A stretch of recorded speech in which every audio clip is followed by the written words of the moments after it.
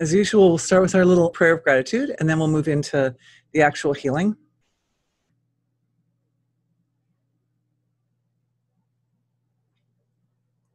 Thank you to the source of creation, the being of all,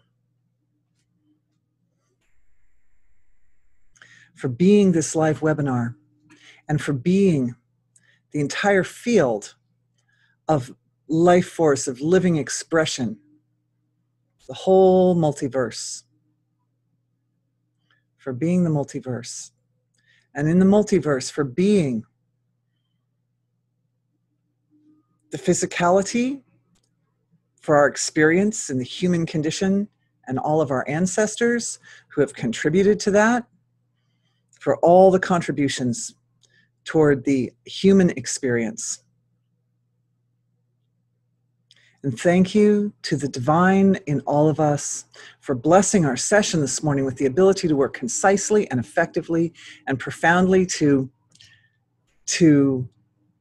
like pioneers, venture into new fields of the potential of energy healing to support ourselves as individuals, to support the world, to support the whole universe. Thank you always with deepest gratitude. Gratitude without words to the eternal tradition of wisdom, the great holy tradition, without whose presence and role in this process none of this would be. Thank you. Thank you all for being with me this morning. So welcome.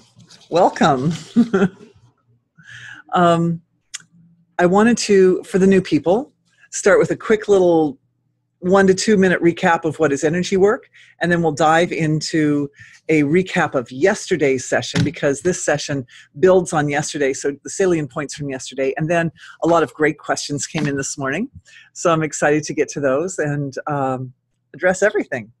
All right. Energy healing is the process of focusing attention intelligently. We allow our attention to fall upon whatever the area is that there's a problem or inconsistency or incompletion. And the nature of awareness, of our awareness, is that it is complete. In its nature, it is divine. Awareness is divine. So we focus our divine awareness into an area which is experiencing something that's lacking wholeness. And as awareness goes in, it creates wholeness in that space. One of the principles of energy healing is that we utilize it's like we're leveraging two things. We're leveraging the nature of the imbalance being incomplete as a sort of a launching board to allow individual awareness to understand the nature of wholeness. If you've got, say, a half circle, and you look at it and you think, gee, it looks like a D, it looks like a half circle, and you can imagine, what the rest of that would be like. If you're aiming for the wholeness, right? We're aiming for a whole circle. So whenever there's an inconsistency, say there's pain somewhere in the body, the individual automatically can imagine what that part of the physiology would feel like if it were feeling great. And so using the pain acts as like a contrast to the aim or to the vision of the goal. So that's point number one.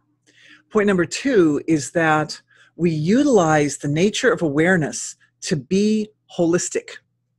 In other words, knowing that awareness or perception has this quality of being pure totality, pure divine being that moves into the field of the relative. It moves up against that pain, and what it does is it slows down as it moves up against that inconsistency of whatever kind of, maybe a broken heart or something, some emotional pain. It moves up against that. And then what happens is totality has to slow down enough that we get to see it in detail.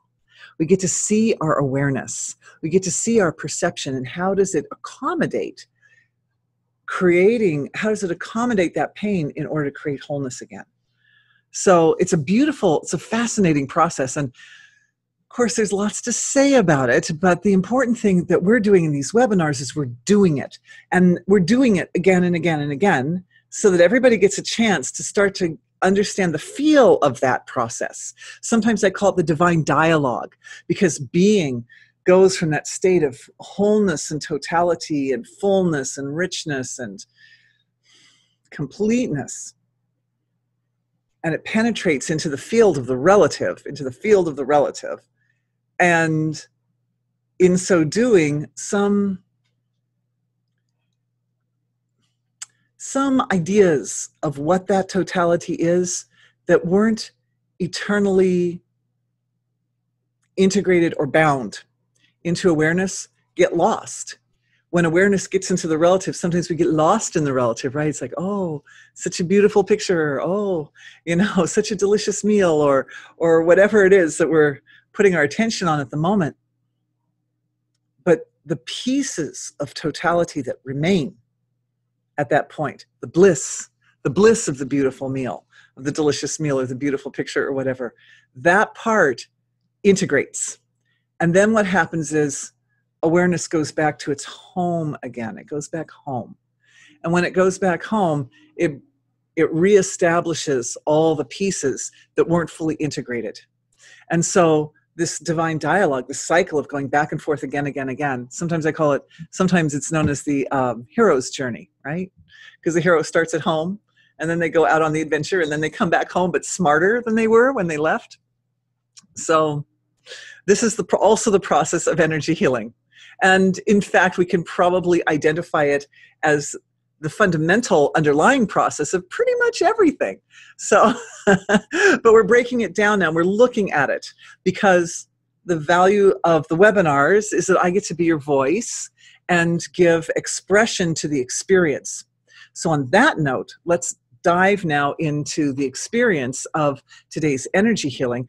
The topic is performing energy work as a collective. So what we did yesterday is, it was interesting, the webinar sort of started before the webinar, as people were just arriving. We kind of started up at that point, doing some integrative work and forming together as a group.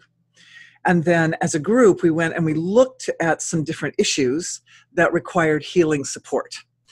One was an individual issue of a little girl who was sick, and we worked together as a group to do some healing. And that was a lot of the webinar. And the last part of the webinar, we started looking at larger, more issues that are affecting the whole of mankind. But I'm really glad that we did a range like that, from an individual person situation to the collective, because it allowed me to get a good view of what we are doing as a collective and where we're strong. Remember the divine dialogue, right? What we brought to it that was really good and strong and clear, and what parts maybe need some support. So I would like to start by offering my perceptions on a subtler level of what happened yesterday. What I saw was that this is very interesting, that as a group, even though if we took a Google map and we made a little point where everybody in the group is sitting on the map, we wouldn't form a circle. However, in this webinar, energetically, we form a circle. We form a sphere, like a mandala. We form a circle. So energetically, our beings, our souls, are as if facing each other in the shape of a big circle. So I just wanted to point that out, because I've been seeing that for months and months, like way before we decided to do group collective energy healing. I've always felt that when I'm with all of you, that we're together in a kind of a coherent space. We create a sacred space. But yesterday, when we actually were doing energy healing together, I noticed that the space had certain features or qualities of orderliness. So I'd like to share that with you now. So what I noticed was that there's a radiance of energy that comes from our circle, our healing circle. And it radiates out into the larger environment. And the web of life is really like woken up and tuned to watching very carefully what we're doing, because we're doing something that's unique. We're at the cutting edge of energy healing here, working as a collective to do this type of work. So all the forces of nature, all the environmental energies that are supportive of progress and evolution and growth are kind of cued in to what we're doing, because that's one of the principal fundamentals of our work, is that this is what we all have in common, is we're here together because we would like to expand the healing potential of our own individual consciousness. We'd like to expand the healing potential of our group, and we'd like to make a difference. We'd like to have this time spent wisely. So that larger support is present. And I'm telling everyone because one of the points that came up yesterday was that a lot of people were feeling a lot of angelic energies around as we were doing the healing. And this is why.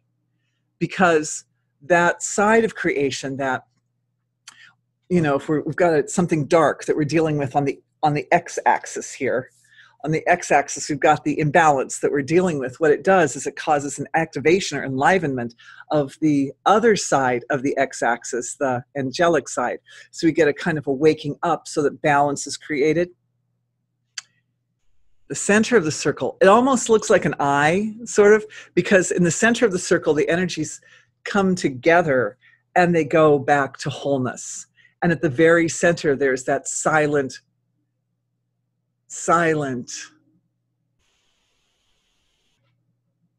vortex of wholeness. That silent ocean of wholeness is actually there in the center, and it creates a kind of a form that seems to be multidimensional by my perception.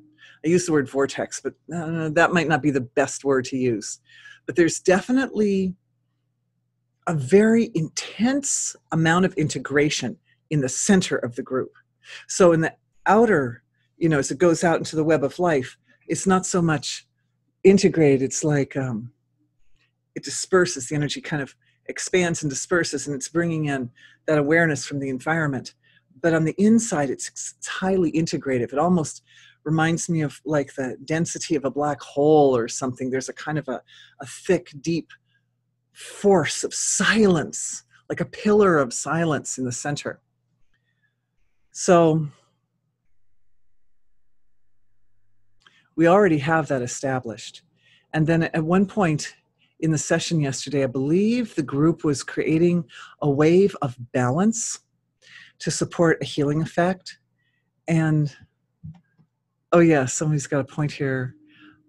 Remembering this, seems like we evoked the angelics, but some of the gaps filled with refined integration of silence.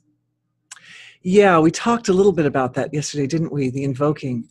So we can look at it either way. We can look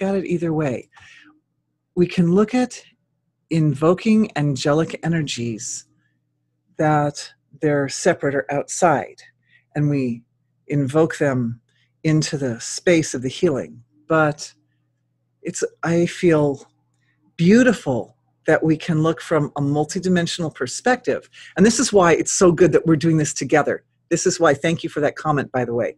This is why we're doing this together, because we each have a slightly different perspective on what's happening.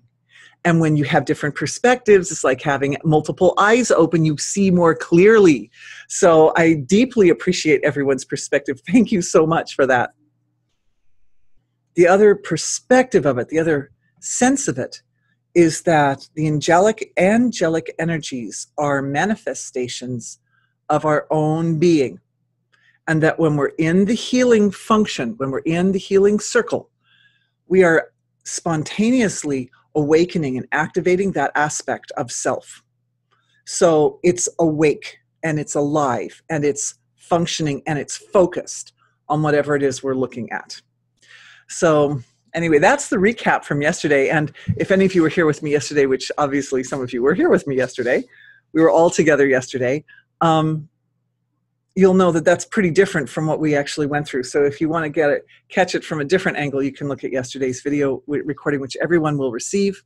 You can ask questions. They'll be treated anonymously from up in the upper left corner, and also adjust audio up there. All right. That's all the announcements. Now let's go into the healing work. So I was thrilled that several of you were excited about the work we did yesterday and sent in some questions for today. So as we're going along, if anybody thinks of anything that you would like us to address, please feel free to bring that up, because that's what we're doing, is we're practicing now. We're going to take a bunch of dives into the field of being and do the healing work for these various topics. I'm picking these up off my pile at random.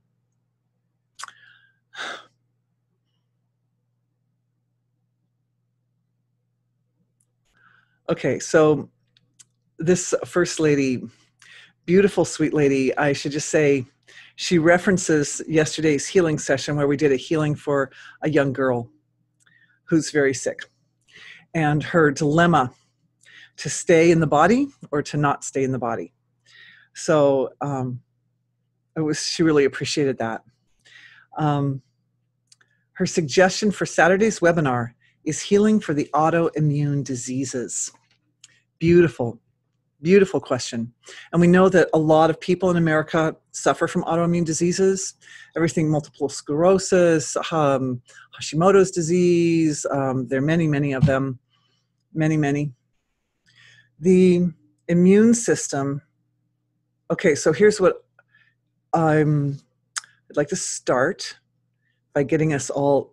Usually I talk and I tell you what I see, but we're doing this together. So we're going to do a little bit of setup work so that we're doing it more together this time. This is breaking new ground, guys. So in order to be able to do this work, it's important for perception to kind of settle down and get comfy or cozy with the part of the system that we are working with. It helps to know that every system in the body has its own overseeing angelic, you could call, if you want to use the word angel, or Davic, or subtle intelligence. Every system of the body has its own subtle intelligence. So when we focus attention on the immune system, we focus both on the physicality of it, where it's located and which parts of the body play into that system, and we want to focus also on the feel. How does it feel? Because the feeling tells you so much. It's like the way art or music, it's the way the arts can communicate tremendous richness in a stroke. You know, there's this, anyway, you get the idea. Music can make people cry, you know, you don't even have to know the language sometimes. You can just feel it, right? So, or it can just be instrumental. So what we're doing in the group is we're offering in the capability to perceive to the center of our circle. So our sensory perception as a collective is moving into the center. And with that, the perception is folding back on each individual in the group. So in the center, there's this tremendous upsurging of energy and richness of support for everyone to enhance their own healing capability, their own ability to perceive at a subtle level, their own ability to feel and sense what's going on, but also it's causing an awakening. That ability to see and sense what's going on is folding into the we'll call celestial collective level of the physiology, which is where the healing capabilities reside in the physiology. So awareness, which starts up here at the senses of perception. This is the y-axis, by the way. So awareness folds down into that gap between the manifest self and the unmanifest self, and then into that area of being where the healing capabilities reside. And as it does that, cycles of infinity roll. Cycles of infinity, which causing a greater upsurge of energy. I was saying before, our circle is like this, and there's a kind of energy going into the center. But as we're doing this, it's also causing a radiance from the center back to the group. So each individual person's situation and circumstance and any ills that you may be feeling or experiencing, all that is being addressed by our healing, our collective healing intention. It almost looks like little explosions going off or something to me. I'm seeing people light up. We've got a couple of comments here. Refining group healing dynamics is an art, and the refinement of art awakens that deeper appreciation of creation. Wow, thank you for those exquisitely beautiful, divinely orderly words to describe what's happening. Thank you. We create order out of chaos with speech. So this is what this participant who just sent a chat to everyone is doing. He experienced it, and it was very abstract in his awareness, and then he used his words to make sense out of it. And you're all welcome at any point to add in your perceptions, because that also helps. See, now you know my words, but you also know his words, so it's kind of helping a little bit to sort of enrich everyone's perspective. This question is perfect because autoimmune, the immune system, is the part of the body that keeps you well, right? So it's really the physical representation of the subtle healing capabilities or energies of the being. So this is just the perfect question. Big nod out to the lady who sent it. Thank you. The thymus, which sits in the, sort of sits at the heart chakra. The thymus sits there. And it's the overseeing organizer or overseeing intelligence, basically, for all immune system function, basically. However, it's also my experience that there are certain points inside the brain which are players in that process, because the thymus is a gland, and obviously the pituitary gland is the overseer or the administrator of the endocrine system. So we could say the immune system is organized by the endocrine system. So we want to have attention at both points, right? We want to have attention at the heart, and we also want to have the attention up here, deep inside the brain.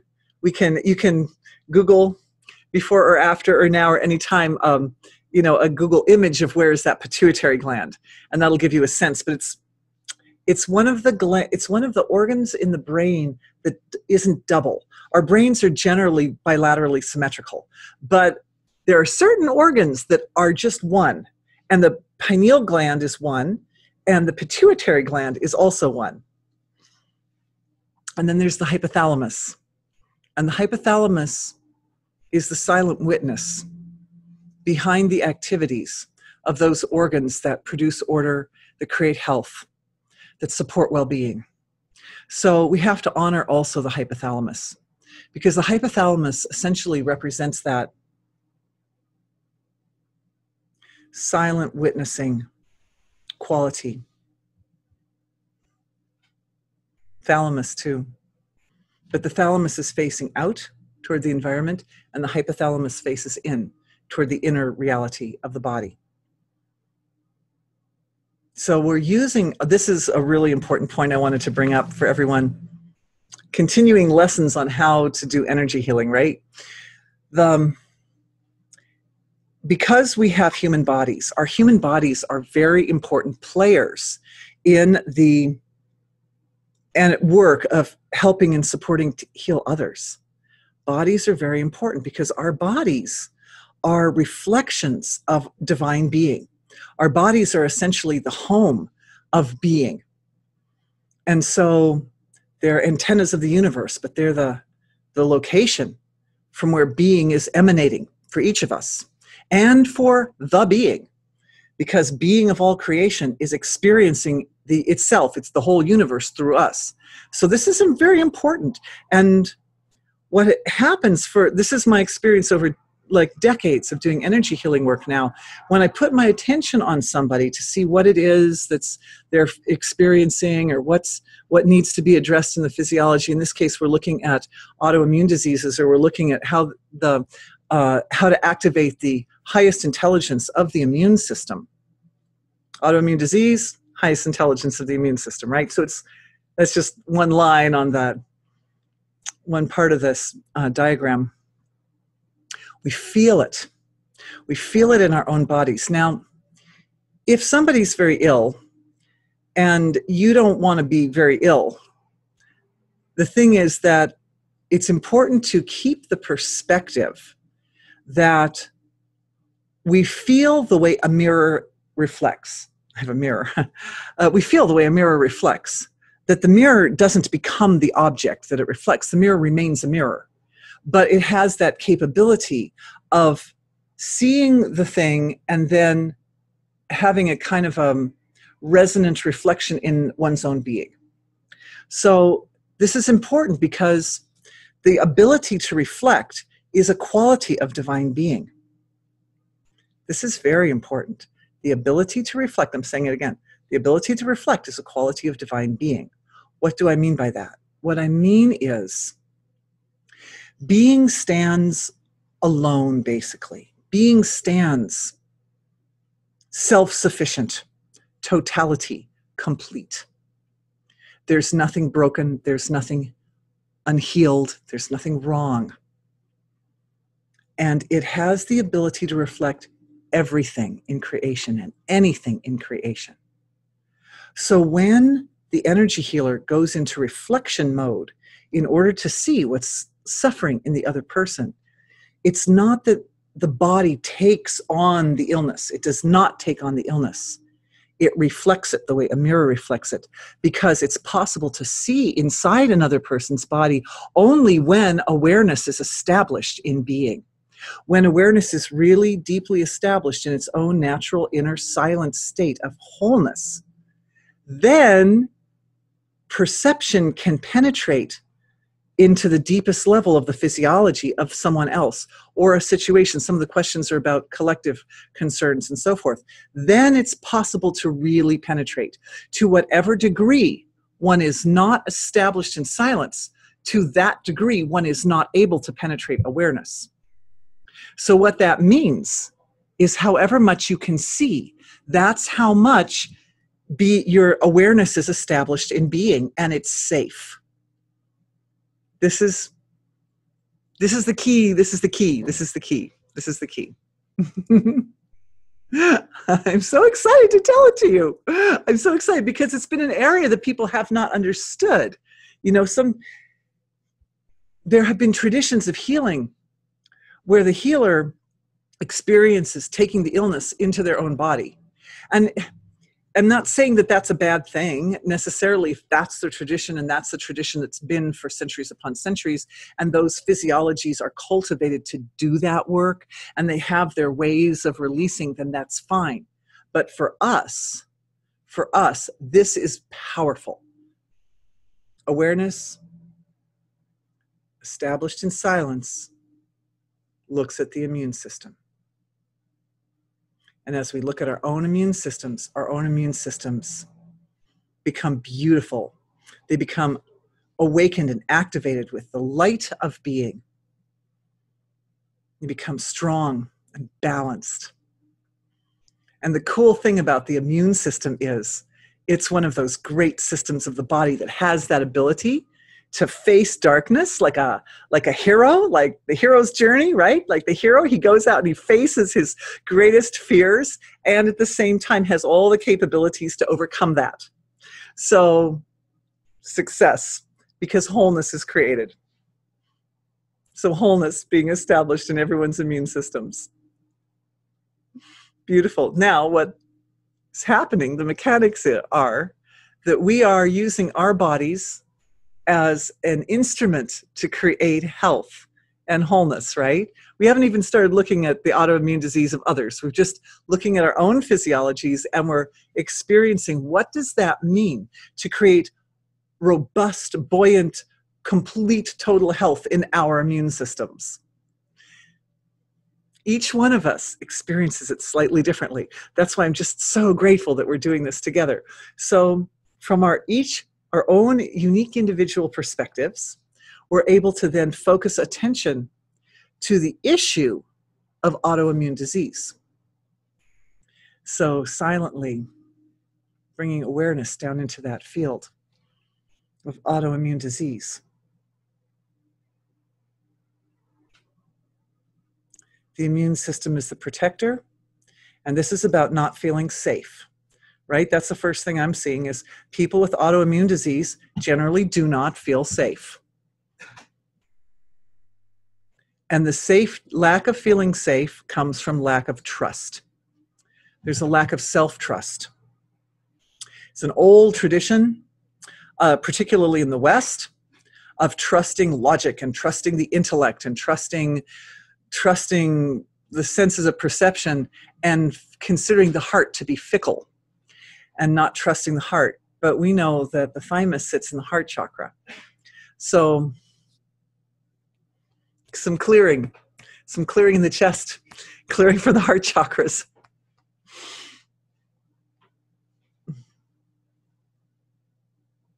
The focus is on both, right? We look and see, oh, sometimes if people, and that happens, very intelligent people have like big, strong muscles and their brains are big, strong muscles. They're using their big, strong muscles all the time.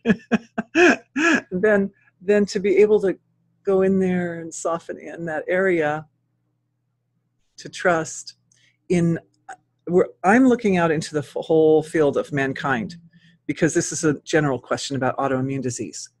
And what I'm seeing is that for some people, there's a connection to, oh, my darling, oh, somebody else is also experiencing you're not the only one. We've got several people experiencing some awareness of their immune system, little itchiness in the eyes. So close the eyes. You can close the eyes and listen, eyes closed, and allow the love in the heart, allow the heart to pour its loving attention into any area that doesn't feel quite right. Folds back on itself. Also, in the case of people who are healers, what can happen is we open up the desire to do that healing work, and then little imbalances, one becomes aware of points and spots in the environment that are a little bit out of balance or a little bit requiring attention. So and I'm feeling it at a Davic level, at a subtle level of creation, very, very tiny, tiny intelligences all through the microbiome, all through the area of the microbiome. So what we want to do is we want to strengthen the ability. We want to feel safe. We need to feel safe with energies that are all around us all the time. That's going to tie into some of the healings for today's webinar, in fact. We did chemtrails yesterday. Okay, so what I'm feeling is a lot of forgiveness and relief is flowing in through the heart chakra area, through that thymus. Forgiveness and relief. And it's interesting because that sense of not trust comes from some judging or deciding that somehow the heart is wrong or it didn't know the truth or something like that. There are such multiple layers of intelligence behind everything that happens. And it's really valuable as we kind of work our way in through the denser levels of the imbalance. We work down to the subtler levels of the imbalance. Things that didn't make sense start to make sense. Things that didn't make sense before start to make sense. And that's where the heart got in trouble. The heart tends to see a really large holistic perspective on reality, and sometimes the heart will want to push a person in a direction that the mind says, obviously, logically, that would be a wrong direction to go.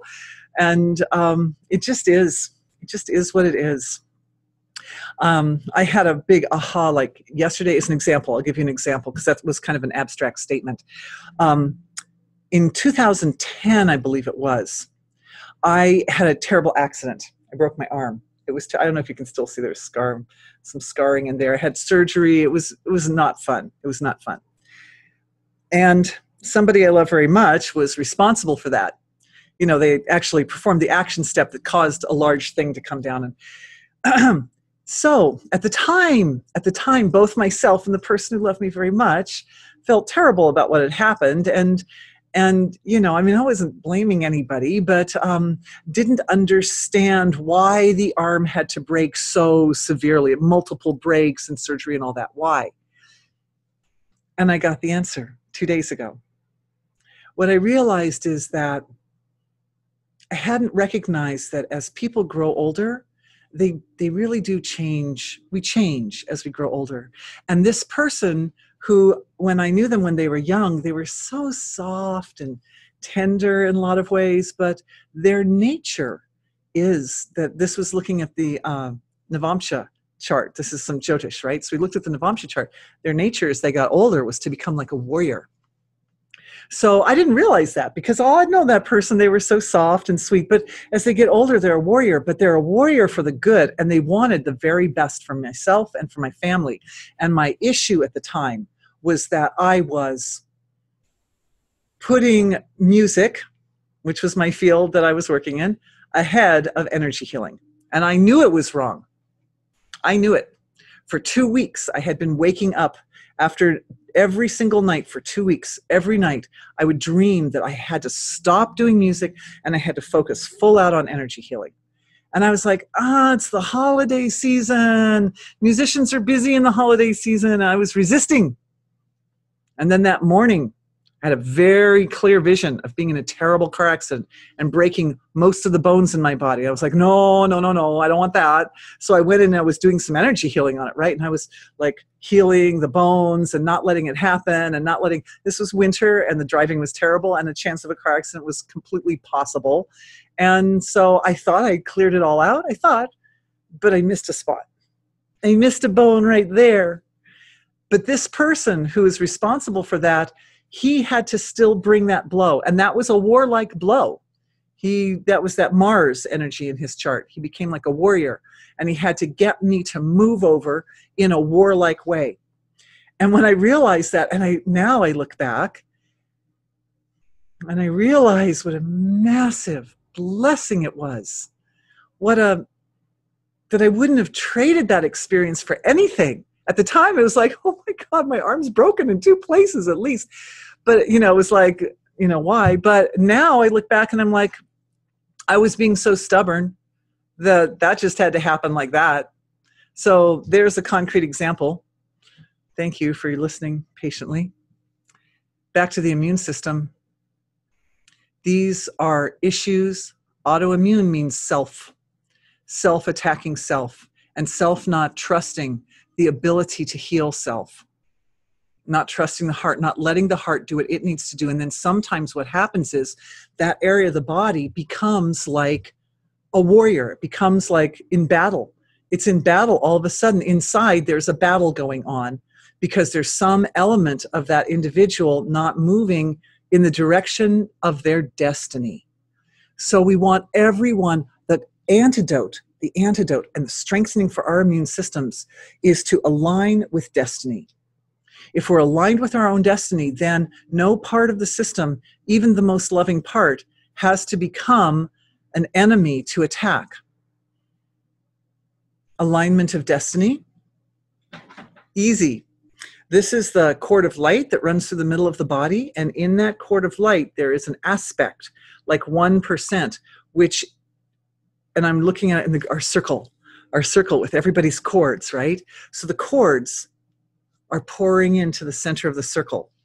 This is part of I'm seeing the structure of how we heal as a collective. It's beautiful. Aligning with 3 things. Pure being,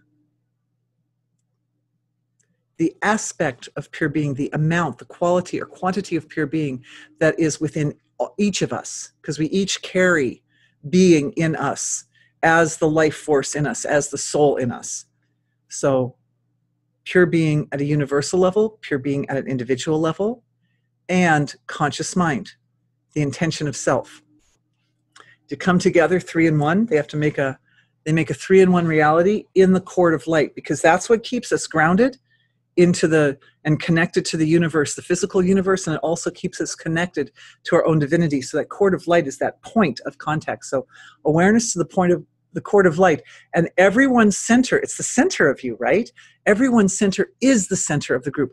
This is one of the things that's so extra beautiful about working at the abstract levels of creation, is that the laws of linear construction don't apply.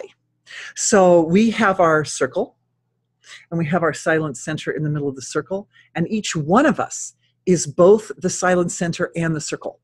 You're the point, you're your point on the circle, you're the center, and each of us are the whole circle. So that's going to support that alignment with destiny. When one's life flow and progressive intention is aligned with where one is supposed to be, then the immune system can go, all right, folks, I'm here to serve. It brings peace into the heart. I can see that. I can see this, the energy filling in the heart area is peace. It's happening for us, but it's also happening for the collective, for all those individuals who suffer from autoimmune disease. Thank you for that amazing question. Wow. Okay. We still have time. Got some more questions here. That was beautiful, by the way. Thank you. Okay. Thank you for the webinar. Well, this is this person's first time ever. Wow. Thanks for being with me. Okay, so she's saying that she knows in capital letters, I know I am so much more than I'm expressing in my life. I know I can offer ever so much more. I love all beings and committed to assisting and guiding more people and offering more people more grace in their lives. And it is as if my voice gets cut off at the moment I feel myself present to someone that I can assist. It does not happen always, mostly when I'm in the physical presence of someone that is wanting some help. The tongue becomes frozen. I ask, so the request is to unblock the voice. Okay, wait, and as I'm doing that,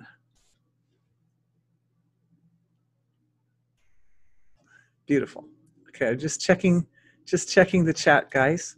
And I see we've got a couple questions in here. So I'll do this question on the paper, then we'll go to questions on the question and answer form. So she wants to get her voice back. And she feels like part of it's block of shame from childhood wounds. And she's really worked diligently on them, but it still grabs her. And so she wants to choose love and want to be that love all the time in all ways to all people. Thank you for this question. I really appreciate it because I feel that the voice and speech is a little underestimated, or at least has been kept a little repressed in our society. One of the reasons is it's not safe, ever. It's never safe to speak, basically. Because whenever we speak, what we're doing is we're collapsing totality into a point. And whenever totality collapses into a point, unless that path from divinity to the point is absolutely 100% clear, there are always going to be little bits and pieces that are left out. We're always going to be speaking from our individual perspective. And as long as we're here in human form, as long as we are becoming more, there's always going to be more to become. So, so inevitably, if we are in the presence, if we're on our x-axis and we're in the presence of the darker energies of creation, they're always going to have some kind of judgment or something to say. You could say the nicest thing in the world. You could say, I love you, and get slapped in the face or whatever. You know what I'm saying? I mean, people have done that. People have done that. They've said the 3 nicest words ever, I love you, and gotten not the response they were expecting. So, so it's not safe. It's never safe. So starting from the premise that the reason we speak is not to be safe and to say the truth that's going to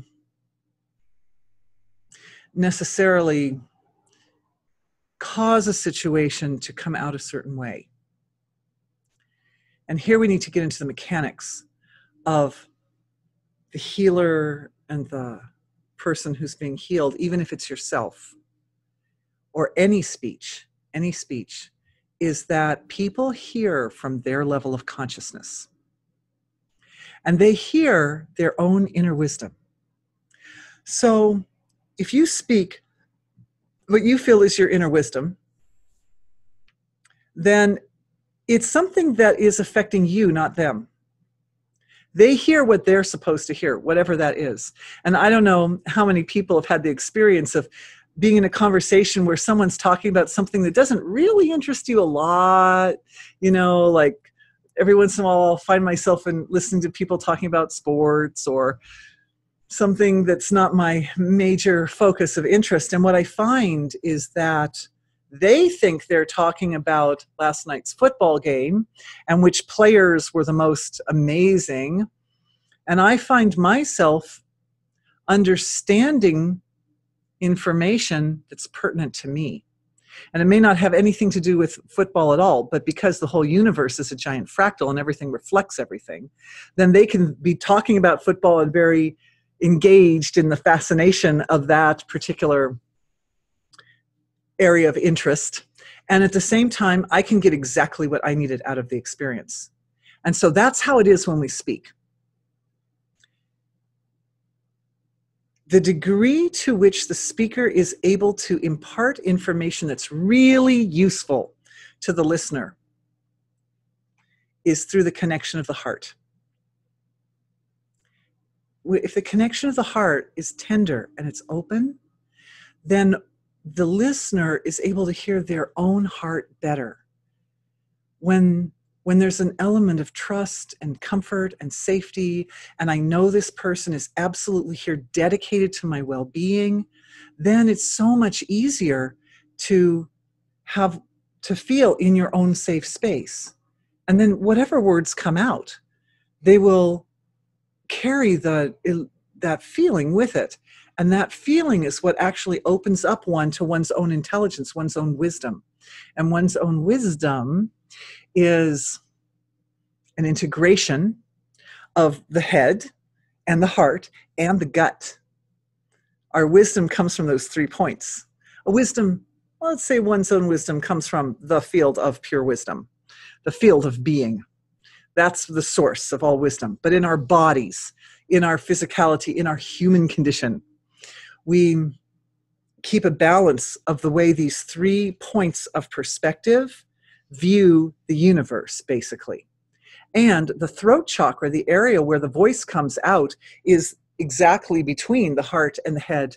There's like an axis there, a heart-head axis that comes together at the throat.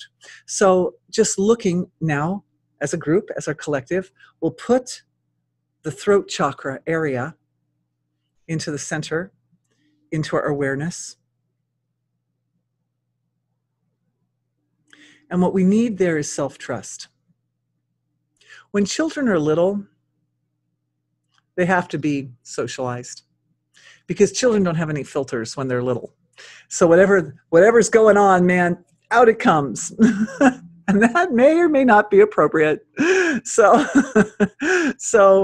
if the parents chose to socialize their children in a way that caused a lot of stress in the children, shame them, or just plain shut them up, or, children should be seen and not heard, and those sayings of the previous century and so forth. What's important now that we're all socialized, hopefully, knock on wood, now is the time to use finest discrimination. And that means discrimination of feeling, because the feeling is the key. If that sense of, I love you, and I'm here for you, and my heart is open to you, and I'm giving you the best that I have, then you will get what you need. So that's the channel through which the wisdom flows. And the heart chakra of these 3 locations, the heart's right in the middle. So it gets to be that pivotal point. And it's interesting, because we were just doing healings for the immune system. This is almost, it's like, okay, we did a healing for the immune system. Then we started doing a healing for the voice. Meanwhile, the healing for the immune system went to a deeper level. So this healing for the voice is also causing a subtle healing for the immune system at the same time. Is everybody getting that? And as we go on to the next one, they'll come down another level and we'll do another one on top. And they'll just keep layering. They just keep layering. You guys are brilliant. That's the group dynamics that's happening right there. Thank you. Amazing. So opening up those channels for the heart to feel safe. And the idea of it's not safe to speak goes hand in hand with it's not safe to love, or it's not safe to feel vulnerable or tender or delicate. It's okay to feel that way. It's safe. Nothing's really that safe. I think I'm going to sneeze in a second. Speaking of the immune system, woo. Anyway, those feelings. Oh, you're such an angel. Thank you. I love you. Thank you. Just in case. Anyway. The heart. Yeah. So, I mean, something is revealed there. But the important thing is what's revealed is revealed to you. And this is part of the hero's journey, is the hero has to face their own greatest fear. And there's nothing, what we face with other people is nothing compared to what we have to face with ourselves.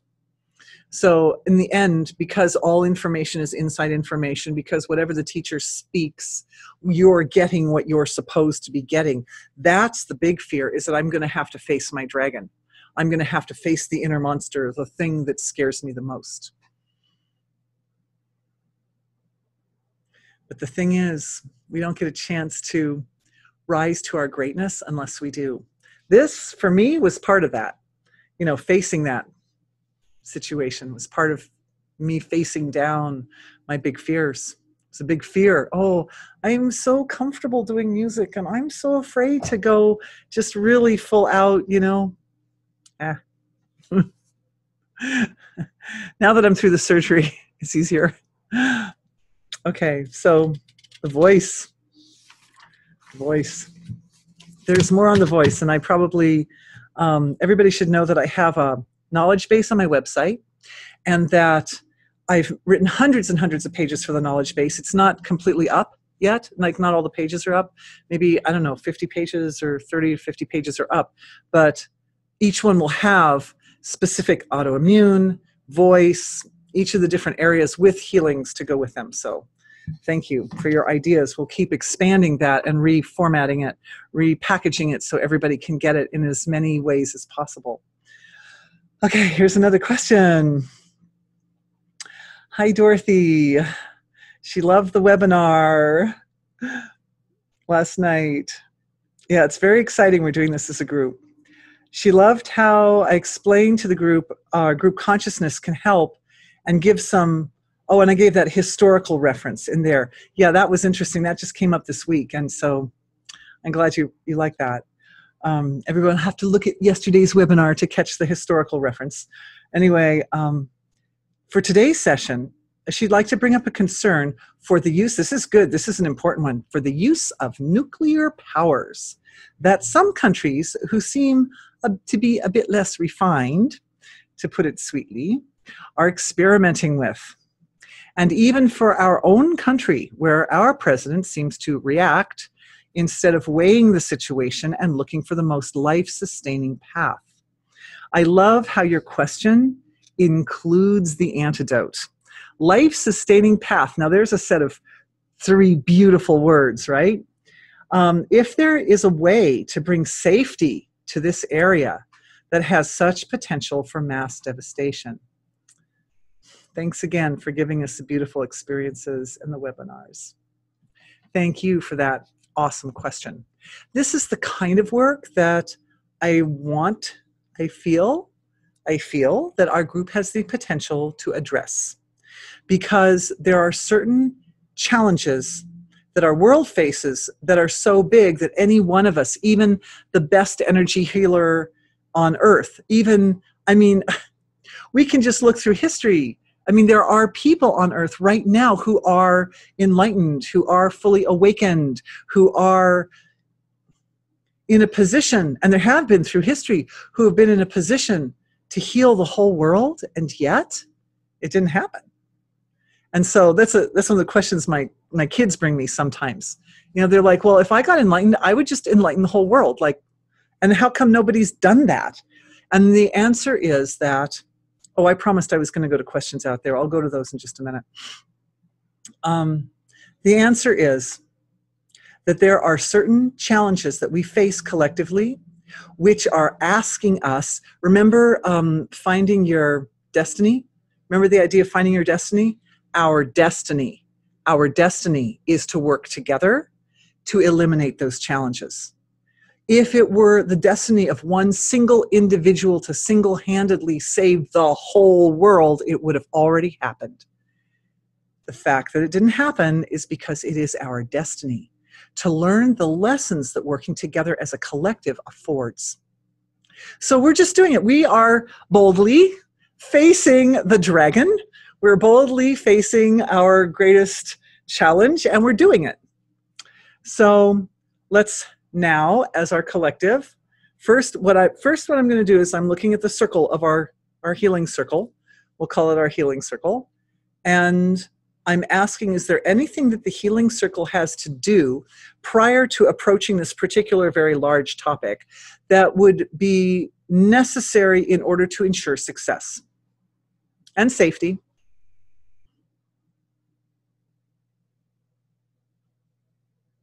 What I'm seeing is, in the collective, there's a settling down, a quieting down. In order to do this work, we have to work from a deeper level of function, closer to source, very close.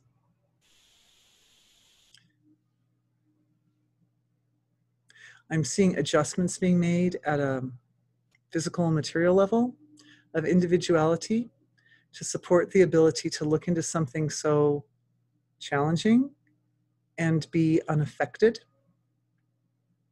We're like polishing the mirrors.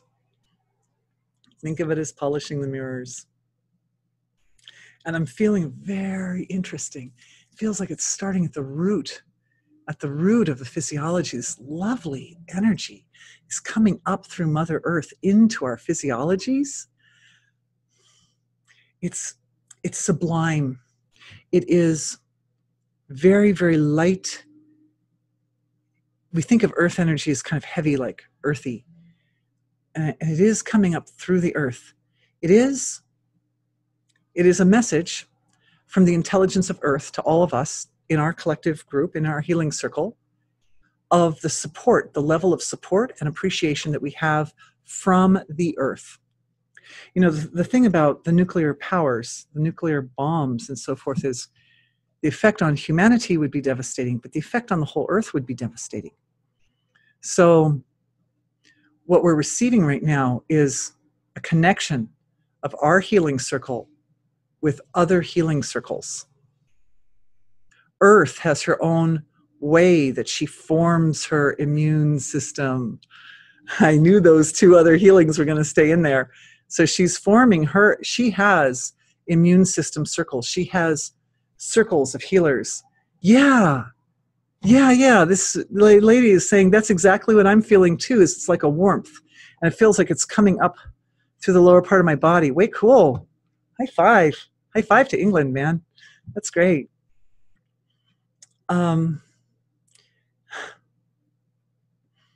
And I'm also feeling that there's a poignancy in this connection that our healing circle has with the healing circles created by Earth's intelligence. And one of the messages coming through is the intelligences of Earth are able to create resonant spheres, resonant healing circles that are perfect reflections of our own healing circles, so that they dovetail or conjoin with our healing circle in the very highest and best possible way. Because we have a certain number of people in our group, right? So we're also number crunching here. so that it creates a symmetry, geometrical symmetry between our healing circle and Earth's healing circles. And it's very interesting because what I'm experiencing is that they can create a larger mandala, that Earth can create multiple circles to go with ours. So we have like a string of beads, right? Like we're this bead, and then Earth is creating other beads to go around. And so it makes a full necklace, a full loop with multiple layers. I knew there was no coincidence why I wore this necklace today. The one I was wearing yesterday just wouldn't have done. Anyway. You see, this is a permanent upgrade to our healing circle. And we did this about, 2 or 3 webinars ago, where we made a nice connection between our group, our healing collective, and the Davic intelligence, or the healing collective of Earth. But now it's going to a more elaborated level of expression. It's creating order, like a kind of order, symmetrical, orderly structure is being established that allows us to function. And there are resonations as that orderliness kind of like chinks in place like that. It creates connection to other circles of light workers and energy healers around the world. Because there's certainly other people in other countries, other places. In Russia, there's a group in Russia, and there are other places. I'm sure that there are groups in Sedona, and I don't know where else, but I'm sure they're there. India, there are priests in India doing yagyas, and of course the Native Americans and so forth. So all these groups are able to also receive the benefit of the orderly structure that we're creating. Because this is a very big structure. It's very big and it's very stable. And it can be like a gem or something. It's got solidness to it that can be like a kind of foundation for these other groups to add whatever they can add in also that would be of benefit. So we're all working together. I'm just feeling that. So remember, our group was like a circle, and we have this structure that's kind of, it goes on the y-axis, I guess, and a new y-axis of our group, plus all the layers of Earth's healing intelligences. And then there's the inside and the outside. And the outside, we bring, the energies are collecting to connect. We're connecting like with threads or beams of consciousness to other groups who are also have a vested interest. Particularly, and these are incoherent groups, the groups of healers are coherent groups, but the incoherent groups are those individuals who are the potential victims of nuclear attack. And whether they know it or not, whether they believe in energy healing or not, they also have a vested interest. And there's a part of them, like my big self, that decide, oh, sure, I would like my arm to get broken so that I will become even more powerful healer. It's like that. They're like, yes, we would like to also help because we don't want to end, we don't want things to end badly. We want them to end nicely. What was her word? Life-sustaining path. We want a life-sustaining path. Okay, so we're set up. Now, this structure, quietly, we're offering the concept of the life-sustaining path into the silence. That's the antidote. And we're doing it in the light, in the perspective, from the perspective of the current world situations connected to and associated with this nuclear war machine powers, nuclear powers. I'm just looking, I'm getting reads in, getting information coming in. Our group is receiving information.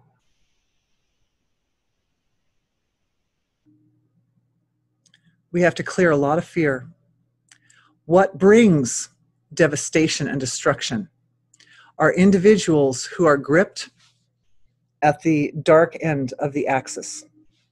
Individuals who are entertaining negativity. We never entertain negativity. Mavid Vishavahai. Never entertain negativity. The thing is that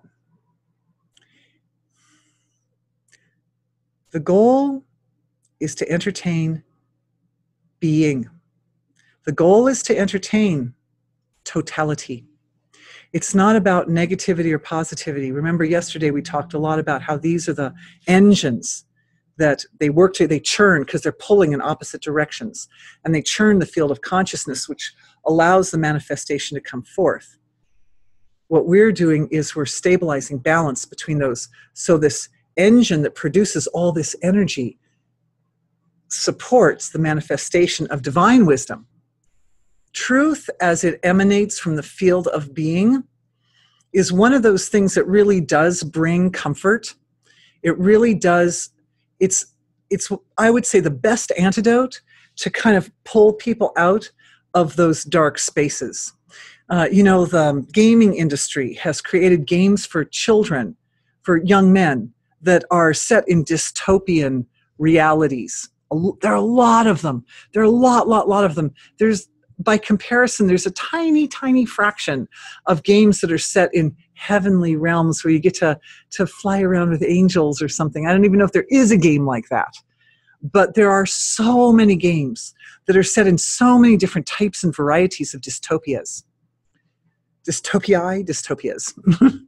Anyway, the point is that what this does is, this is at a mass scale, is supporting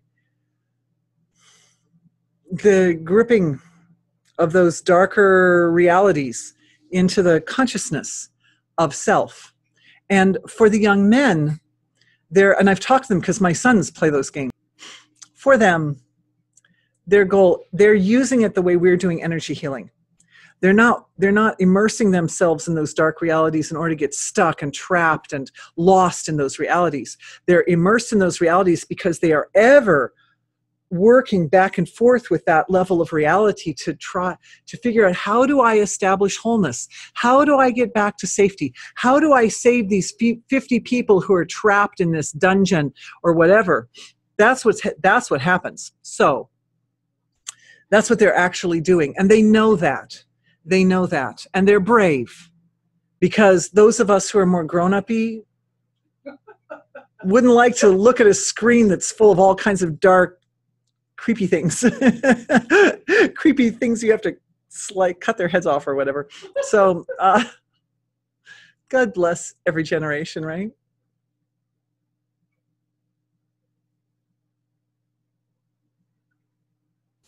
But I'm looking at the energies that hold or stabilize that dystopian vision, because that is what they stabilize it, and there are structures that can embed in people's consciousness. It comes from stress. We call it stress. Stress is another way of looking at it. It's a kind of stress in the system, but it's a subtle stress. It's a stress that comes into the filtration area of the physiology. If we're looking at our y-axis here, and here's our physical body up here, and this is all manifest self here, and this is being down here, then this is everything, right? Being is literally the source of everything. And right there at the gap, the manifest creation comes out, and at the first manifestation, everything exists. And then we've got to filter that stuff, right? So it's in that filtering area of the consciousness that the hooks or implants that are connected to people's buying into the reality of something horrible, like enslaved, fear. So we're just identifying, not taking it on, just reflecting like a mirror. You look at it. And what we can do is we can offer that package of those individuals, particularly those who are in the line of fire for any kind of nuclear power, that all of them need to have that area cleaned up a little bit. And the antidote as I'm looking into the center. Wow, closed my eyes and it really lit up. Guys, that's beautiful. You guys are powerful. The center of our circle is now radiant with a very, very bright, like a bluish white light of pure truth. Pure, clean essence of truth. The actual truth. And this is a truth for the heart. This is a truth for the part of the individual that's attaining their information internally, that they can redefine, and this is for the voice is in there too, they can redefine through their thoughts, and our thoughts are kind of a form of our own voice, right? It's our inner voice. Redefine the definition of their reality. The people who are suffering the most are the ones most inclined to draw in that kind of nuclear energy, that nuclear attack energy, both produce it and draw it into themselves. So that's clearing, and it's clearing, and it's clearing, and it's clearing, and it's clearing. It's in the filtering part of the physiology. All that fear and life is so hard and so painful to be a human, and human suffering, and it's a lot of suffering to be human. It's only suffering to be human when those implants, when those cords, those hooks are in the body that are connecting to those denser realities, those dark, more hellish realities. So the truth brings in the other side. Remember our little half circle? The truth brings in the other side of the circle. That yes, that is part of the human condition, but this is also part of the human condition, and they can come into balance. And what happens in the case of people who are suffering like that is that the lighter, brighter, more angelic, more supportive side of their own field of consciousness has gotten dampened down. They've been told, they've been taught that it's not them and that it's not accessible. And they have no right to access that level of their own intelligence. It's completely incorrect. And we are demonstrating, we are not only, the truth that's emanating from the center of our circle is both the message that is absolutely you, that's your essential nature, but we are demonstrating it as through our own beings, that this is our essential nature. We are being that. We are being that manifestation of divine intelligence. We are acting it. And the acting of it, it speaks so much more deeply to people than just telling them it. And the fact that we're able to send it out through the field of consciousness so that it doesn't come to them as somebody telling them or judging them or something, but it comes completely as inside information, means that it comes from this deep, intimate level of self-truth, which is the level that people can easily accept. Most easy level to accept. Unless they're afraid of their own truth, like that's their big dragon. But even then, it comes along also with the inspiration to go ahead and face that dragon. Because whichever way you go, you're going to have to face something. So you may as well face that. All right. Amazing, beautiful. Here's what I'd like to do. Because I feel so sorry I didn't address these questions too. There's a bunch of awesome questions over here. What I will do is I will make a healing video for each of these questions. I want to thank everybody for being with me today, and thank you for your amazing questions. I would go on and try to answer them quick, but there's a bunch of them, and we'd be here for another hour, even though that would be fun. I'll do some healing videos this weekend, and I'll cover all these other questions because these are important questions, and I want to make sure that nobody gets left out. So, and I really, really, really appreciate you so very much. I always have, but now with the work that we're doing now more than ever. So thank you for our time together. It's been absolutely amazing. I'm really grateful that we're doing this, and I'm looking forward to continuing the next webinar with the next webinar whose title it might be here somewhere. No. Guess we'll have to go online to find out what that's going to be. But the one after that is probably going to be about the transmigration of souls, because that's a really important issue that affects everybody, and I feel is kind of a core. Maybe we need to do at least one more webinar before we address that issue, because that's a big boy.